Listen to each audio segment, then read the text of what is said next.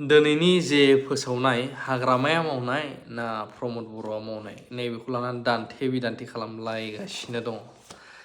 आं गोबां नायबाय कमेन्टफोर सिं सिं हाबनानै नट अनलि आंनि भिडिअ'ल' गुबुननियावबो आंनियाव हरदों बेखौनो हाग्रामा मावनाय बुंदोलाय होननानै। वाट दा ननसेन्स मा बुंनाय जादोंलाय आं बेखौ बुंगोन। दा बिदि बुंजाबाबो रागाया दिउ जाहैलायगोन। मानो होनोब्ला नोंथाङा बुजियो ना बुजिया बा नुफेरगोन ना नुफेराखै आं मिथिया। आं बाव सोरबा हाग्रामा मावनाय बा प्रमद बर' मावनाय बा बिथां सारमोन मावनायल' बुङा।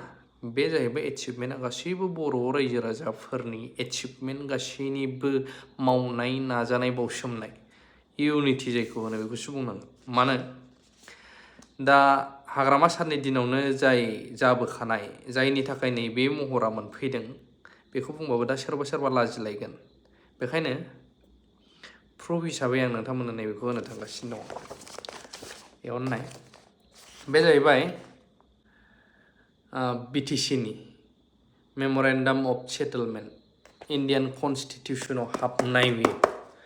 ओमफ्राय नैबे सिङाव बे जेरक्स थानाया बिटिआरनि। आं बेखौ कम्पेयार खालामनानै बेबायदि बुंनो साना। बिटिआरनि बबे दफाया बबे कनस्टिटिउसनाव हाबदों बेखौ नागिरनानै सोरबाफोर नुयोब्ला आंनो हर, आं फोसावनानै होनो बबे कनस्टिटिउसनाव।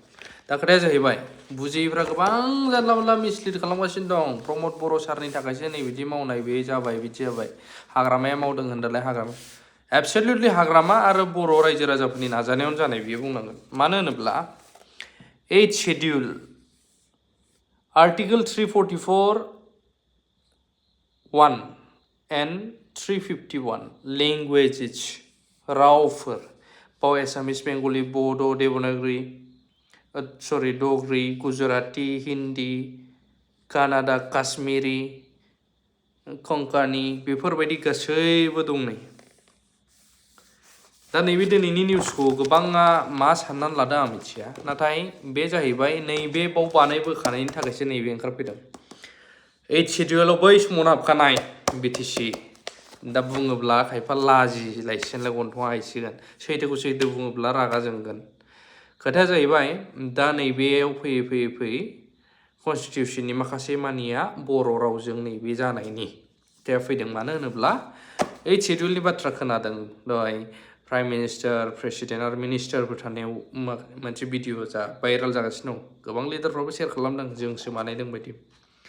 बर' हारिनि नाजानाय आरो बियो बिटिसियावनो 8th शेड्युल जानानै महर नुजाथिखानाय। बिटिसि एकर्डनि लास्ट पेजाव नाय, लास्ट पेजाव दे बे। बेखायनो बेखौ प्रमद दासो खालामबाय नै हाग्रामाया खालामाखै नै बिदि बुंनानै लाब गैया। थों गोथों रायजोनि नाजानायब्लाबो हाग्रामा सारनि आमोलावनो हाबखानाय नैबेसो नुजाथियो, खिन्थु मिथियैफ्रा। मिथिबाय?